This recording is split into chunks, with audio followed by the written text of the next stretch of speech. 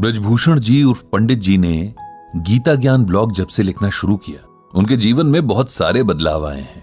हर बदलाव अच्छा हो ये जरूरी नहीं, लेकिन उनके साथ इस मामले में लगभग सारे बदलाव अच्छे ही हुए हैं। वैसे तो उन्हें बचपन से ही गीता में गहरी दिलचस्पी थी, लेकिन जब से ब्लॉग पर लिखना शुरू किया तब से असल जिंदगी में इसके प्रयोग को लेकर उन्हें बहुत कुछ सीखने को मिला है, जो कि आप और हम पर यहां सुन रहे हैं।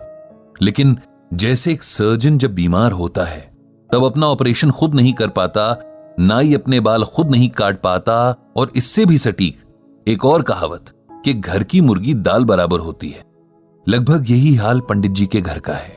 उनकी पत्नी के अलावा उनके घर में 2 बेटे हैं जो अच्छे खासे पढ़े लिखे, समझदार और अच्छी नौकरियों पर हैं। लेकिन जब बात पिता के अनुभव सुनने और उनकी सलाह मानने पर आती है तब इन्हीं बेटों को अपने पिता की सोच पुराने जमाने की लगने लगती है। एक समय ऐसा आया जब पंडित जी को लगने लगा कि उनके बच्चों को न सिर्फ गीता के ज्ञान जानने बल्कि अपनी जिंदगी में उतारने की भी सख्त जरूरत है। बात साल 2020 की है, वही साल जब कोरोना महामारी ने पूरी दुनिया को अपने घातक पंजों में जकड़ लिया। पूरी दुनिया इसके डंक से कराह रही थी, क्या अमीर क्या गरीब, हर देश हर व्यक्ति इसके खौफ तले जी रहा था। ऐसा भयानक मंजर शायद हर किसी ने पहली बार देखा था। जो बीमार थे उन्हें बीमारी ने तबाह किया, जो बीमारी से बच भी गए उनके रोजगार खतरे में आ गए। लोगों को घरों में सिमट कर काम करना पड़ा और लगभग हर इंसान का मानसिक स्वास्थ्य किसी न किसी हद तक प्रभावित हुआ। यही हाल शास्त्री जी के घर का भी था। उनकी पत्नी हर वक्त परेशान रहती कि कहीं उनके परिवार में किसी को बीमारी ना हो जाए। बेचारी हमेशा एक खौफ के साए में रहती। पंडित जी के लाख समझाने पर भी उनका डर न खत्म होता न कहीं जाता। हर वक्त अपने दोनों बच्चों की चिंता में रहती, जो दूर दूसरे शहरों में लॉकडाउन के कारण फंसे हुए थे। किसी तरह कोशिश करके पंडित जी का छोटा बेटा अभिनव अपने शहर वापस आ गया। उसके ऑफिस ने घर से काम करने की सुविधा दे रखी थी। इस बात से पंडित जी की पत्नी को थोड़ा सुकून तो मिला कि चलो कम से कम एक बेटा तो आंखों के सामने है।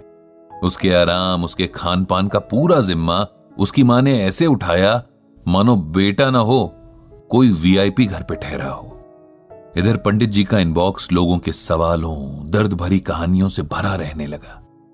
कोई किसी अपने के चले जाने के गम में खुद को और अपने परिवार को संभालने की सलाह मांगता, तो कोई दिमाग की शांति के उपाय तलाशता हुआ उनके इनबॉक्स में दस्तक देता। कुल मिलाकर हर तरफ बस एक अजीब उदासी का माहौल था। पंडित जी ने नोट किया कि उनका बेटा अभिनव थोड़ा बदला सा लग रहा है। मां के लाड़ का जवाब कभी झल्लाकर तो कभी चिड़चिड़े स्वर में देता। पंडित जी पत्नी को समझाते कि बेटा बड़ा हो गया है, उससे 5 साल के बच्चे की तरह व्यवहार मत करो, लेकिन मां का मन कहां मानता है। सारा दिन बेटा अपने कमरे में बंद रहता। दिन भर उसके कमरे से कभी किसी मीटिंग तो कभी किसी मीटिंग की आवाज आती रहती। खाना तक खाने वो बाहर नहीं निकलता। मां से कहकर अपने कमरे में मंगवा लेता। इधर पिछले कुछ दिनों से उसके फोन पर चिल्लाने की आवाजें बाहर तक आने लगी थीं। शुरू में पंडित जी ने सोचा कि काम का तनाव होगा। वैसे ही आजकल सबका समय खराब ही चल रहा है, जिसका असर लोगों के व्यवहार में दिख रहा है। लेकिन हर बीतते दिन के साथ उनके बेटे का व्यवहार और ज्यादा चिड़चिड़ा होने लगा। गुस्सा जैसे हर वक्त उसकी नाक पर रहता और कुछ पूछो तो वो चिल्लाने लगता। पंडित जी ने कई बार बेटे से बात करने की, उसे समझाने की कोशिश की, लेकिन वो भी बेकार हो गई। एक दिन तो हद ही हो गई, जब पहले तो बेटे के कमरे से फोन पर चिल्लाने की और फिर कमरे की चीजें पटकने की आवाजें आने लगी। पंडित जी और उनकी पत्नी ने दरवाजा खटखटाया, लेकिन बेटे ने उन्हें चिल्लाकर उसके मामलों से दूर रहने को कहा। बेचारे करते भी तो क्या। बड़े बेटे से फोन पर यह परेशानी बांटी तो उसने भी यही कहा कि आजकल हर कोई परेशान है, नौकरियां खतरे में हैं, खुद को सबसे बेहतर साबित करने का ऐसा दबाव है कि लोग इसे संभाल नहीं पा रहे। उसे थोड़ा समय दीजिए, वो खुद ही ठीक हो जाएगा। एक रात जब पंडित जी पानी पीने किचन तक आए तो उन्होंने अभिनव के कमरे की लाइट जली देखी। यूं ही झांक कर देखा तो उनका लाडला बेटा घुटनों में सर दिए रो रहा है। उनसे बर्दाश्त नहीं हुआ और वो तुरंत अंदर चले गए। बेटे के सर पर हाथ फेरकर पूछा, कि क्या हुआ, वो ठीक तो है? अपने पिता के प्यार से छूने से अभिनव को जाने क्या महसूस हुआ। वो फफक फफक कर रो पड़ा। पंडित जी ने उसे सीने से लगा लिया। बेटे का ये हाल देखकर उनका कलेजा मुंह को आ गया। थोड़ी देर में सामान्य होकर अभिनव बोला, मेरे गुस्से ने सब खराब कर दिया पापा। पता नहीं मुझे क्या हो गया है। जब भी मेरे नीचे काम करने वालों से छोटी सी गलती हो जाती है, मुझसे बर्दाश्त नहीं होता। मुझे गुस्से के मारे होश ही नहीं रहता और मैं भूल जाता हूं कि हम सब इंसान हैं, सब बुरे दौर से गुजर रहे हैं। ऐसे में अगर किसी ने जाने अनजाने गलतियां कर भी दी तो उसे नजरअंदाज कर देना चाहिए। आप ही बताओ पापा, मैं क्या करूं? पंडित जी ने बड़े प्यार से अपने बेटे के सर पर हाथ फेरते हुए कहा, अगर तुम सुनना और मानना चाहो तो मैं तुम्हें वो बताता हूं जो भगवान श्री कृष्ण ने अर्जुन से कहा था, और जिसे मानने भर से तुम्हारी ये समस्या अपने आप दूर हो जाएगी। तो सुनोगे? जी पापा, आप बताओ। मैं पूरी कोशिश करूंगा कि आपकी हर बात को समझूं और उसे अमल में लाऊं, अभिनव ने कहा। तब पंडित जी ने श्रीमद् भागवत गीता का ये श्लोक अभिनव को सुनाया। क्रोधात् भवति सम्मोहः, सम्मोहात् स्मृति विभ्रमः, स्मृति भ्रंशात् बुद्धिनाशो, बुद्धिनाशात् प्रणश्यति। ये गीता के दूसरे अध्याय का 63वां श्लोक है, जिसका अर्थ है क्रोध से मनुष्य की मति यानी बुद्धि मारी जाती है। मतलब वो मूढ़ हो जाती है, धीमी हो जाती है। इससे याददाश्त नष्ट हो जाती है। याददाश्त नष्ट हो जाने से मनुष्य की बुद्धि नष्ट हो जाती है, और बुद्धि का नाश हो जाने पर मनुष्य खुद अपना ही नाश कर बैठता है। इस श्लोक में भगवान श्री कृष्ण अर्जुन को यह समझा रहे हैं कि कोई भी युद्ध सिर्फ ताकत से नहीं जीता जा सकता। आपको अपनी इंद्रियों को भी अपने नियंत्रण में रखना सीखना होगा, वरना आपको हराने के लिए बाहरी दुश्मनों की कोई जरूरत नहीं पड़ेगी। आप खुद के ही दुश्मन बन जाएंगे।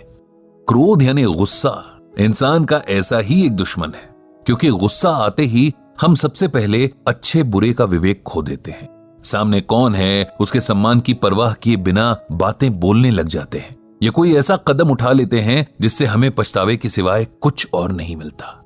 क्रोध बड़े से बड़े वीरों के बल को भी एक पल में समाप्त कर देता है, बड़े बड़े ज्ञानियों के ज्ञान को खत्म कर देता है, और जीवन भर के कमाए पुण्य और सम्मान को एक पल में चकनाचूर कर देता है।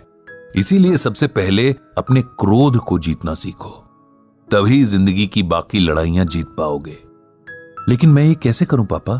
अभिनव ने उदास आवाज में पूछा।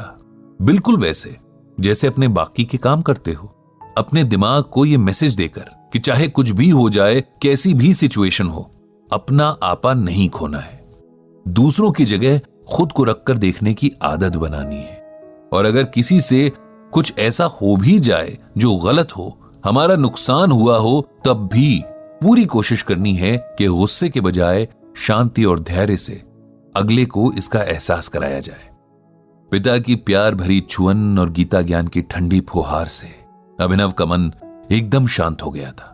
वो जानता था कि एक दिन में खुद को नहीं बदल पाएगा, लेकिन गीता के श्लोक और उसके अर्थ के अनुसार अगर हर दिन जीने की कोशिश करे तो शायद एक दिन खुद को पूरी तरह बदलने और एक बेहतर इंसान बनने में कामयाब हो जाएगा।